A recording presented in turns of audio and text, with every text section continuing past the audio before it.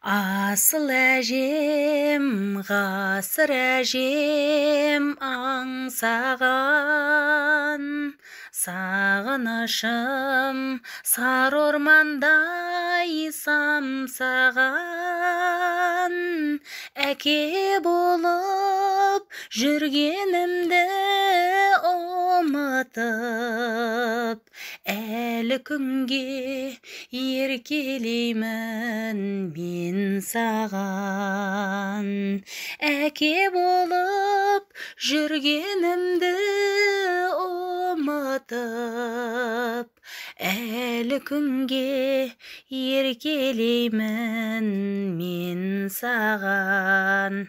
Деп балалар бүгінгі әдебиет сабағын әже туралы әсем әнмен бастағанды жөн көрдім. Өйткені бүгінгі сабағымыздың тақырыбы әже туралы болмақ. Қайырлы күн, құрметті оқушылар. Көңіл күйлеріңіз қалай? Сіздерге сәттілік тілей отырып, сабағымызды бастаймыз. Бүгінгі сабағымыздың тақырыбы Нұрдәулет Ақыш. Нағыз әже қайда?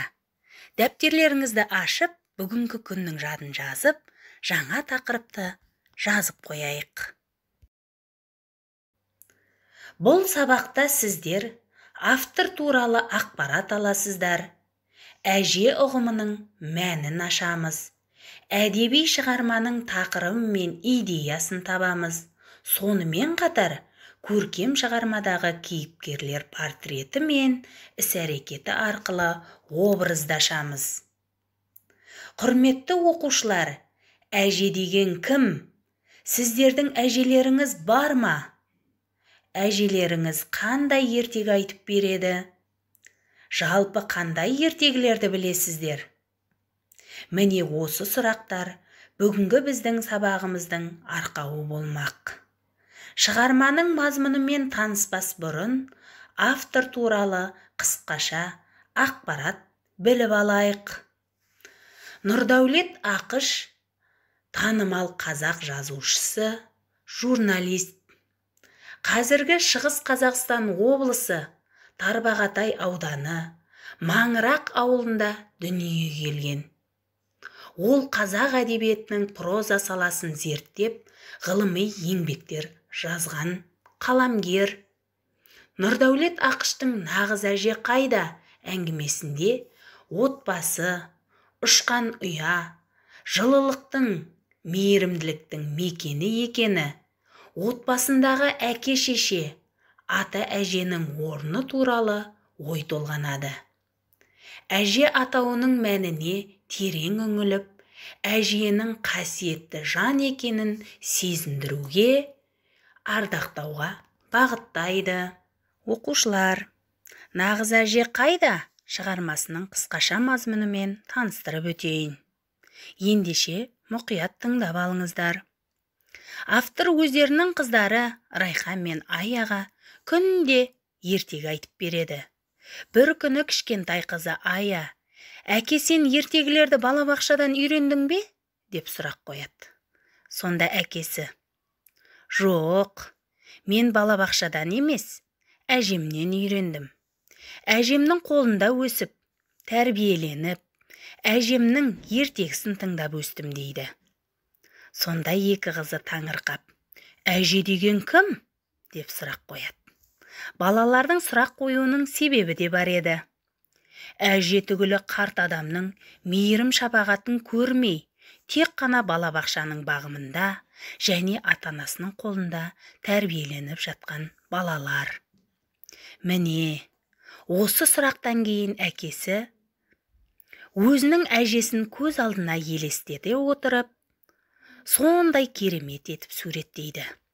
Яғни заңғар тауға теңеп, керемет портреттік бейнені жасайды. Міне осындай суреттен кейін екі қызда үлкен арман мен қызығушылық пайда болады.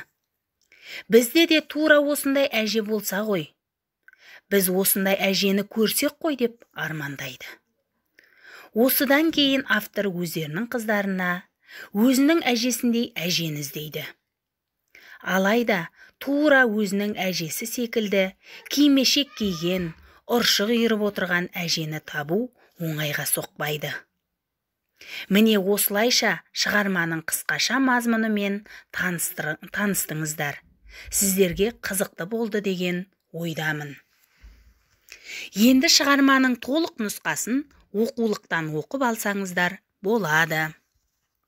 Алдымен шығарманың тақырыбы мен идеясын анықтап алайық.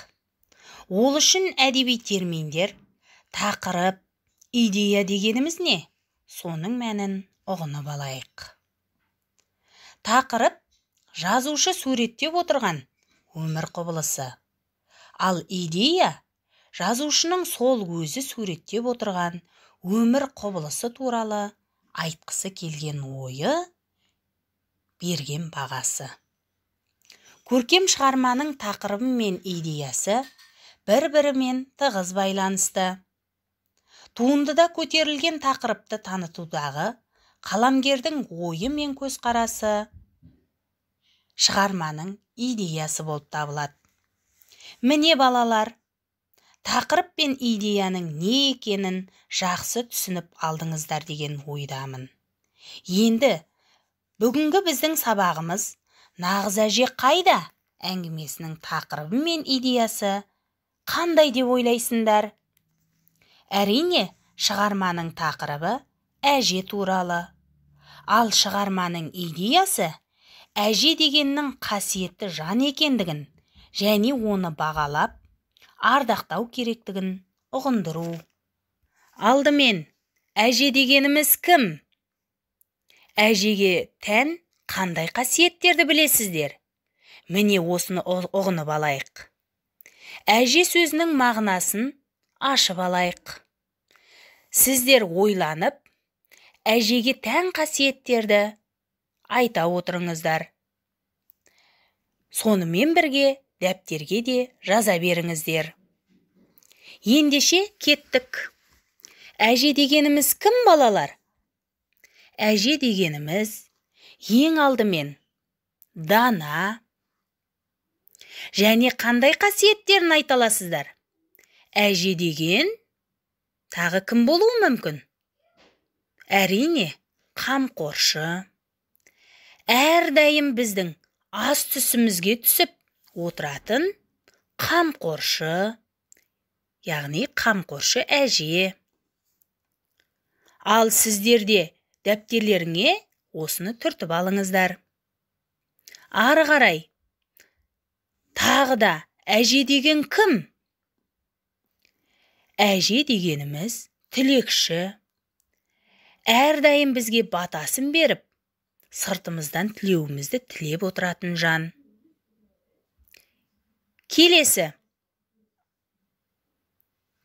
Әже дегеніміз аяулы жан.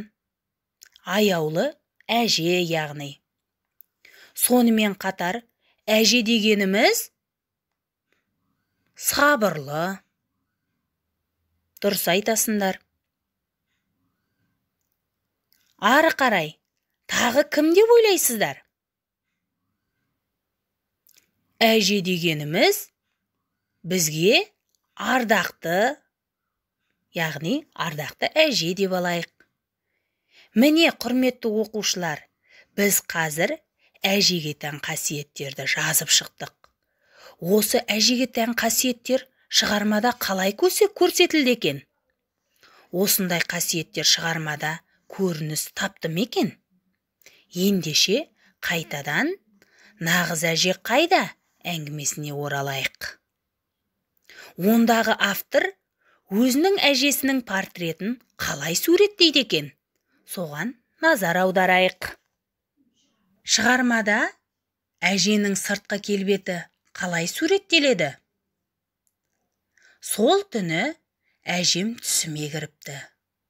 Осыдан 30 жыл бұрынғы қалпы басында әппақ кимешегі бар екен деймін. Ескі мақаммен ыңылдап, ән айтып, ұршық иіріп отыр. Балалар, автор өзінің әжесін шынында да керемет етіп суреттейді. Солай ма? Біздің жазған қасиеттеріміз де осы жерден көрініс тауып тұр. Ары қарай автор өзінің әжесінің сыртқы келбетін қалай суреттепті? Ендеше үзінді оқиық. Шығармадағы әженің портреті өзі мейірімді де ақылды адам. Ешкімге ешқашан ұрыспайды. Ұрса қалса, орнымен, теріс қылығыңа өзің ұялатындай етіп ұрсады. Өзінің үні де, қолы да, көз қарасы да жұмсақ. Жұрттың бәрімен қарағым, айналайын, ботам деп жылы сөйлейтін иман жүзді адам. Балалар, сіздер де Райхан мен Ая секілді ұршық дегеніміз не? Кимешек дегеніміз не деп түсінбей отырған боларсыздар. Ендеше осындай сөздердің мән мағынасын ұғынып алайық. Келесі слайдқа назар аударыңыздар. Ұршық бұл жүнді жіп қылып үйіруге арналған жеңіл құрал. Шылауыш кимешек дегеніміз кимешек үстінен байланатын үлкен шаршы орамал, жаулық. Дәндету, құнықтыру, әдетке айналдыру деген мағынаны білдіреді. Тосын, бөтен, таныс емес деген мағынада. Ал камзол әйелдер көйлек сыртынан киетін жеңсіз, жеңіл сырт киім. Кейуана жасы ұлғайған кәрі адам деген мағынаны білдіреді. Балалар, автор өз әжесін бейнелеу арқылы шығармада өз мақсатында айтып өтеді. Ал енді экранға назар аударыңыздар. Автордың мақсаты қандай екен? Мақсатым қыздарыма өз әжем сияқты нағыз қазақи кейіптегі кейуананы көрсету еді. Ондағы ойым, әже деген жарықтықтың анау-мынау қарапайым адам емес, былайға жұрттан өзгеше, ардақты да қасиетті жан екенін сәбилер анық сезінсін. Оларды не үшін құрметтеу керек екенін түсіне білсін деген ниетім еді. Міне балалар, осы автордың сөзінен біз көп нәрсені ұғынуымызға болады. Себебі әжені қарапайым адам емес, оны үлкен заңғар тауға теңепті, және ардақтауға, құрметтеуге шақырып тұр. Құрметті оқушылар, Райхан мен Ая неліктен әжені іздеуді ойлайсыңдар? Оқушылар, себебі әкесі әже келбетін құрметтеу, жылылыққа толы етіп суреттейді. Міне балалар, әже дегеніміз қасиетті жан. Сондықтан әжелерімізді сыйлаңыздар. Ақылы мен ертеңгісін тыңдаңыздар. Оқу тапсырмасын берейін деп отырмын. Әжелеріңізге арнап өлең шумақтарын арнаңыздар, өлең шығарыңыздар, және әже туралы эссе жазып көріңіздер. Келесі кездескенше сау болыңыздар.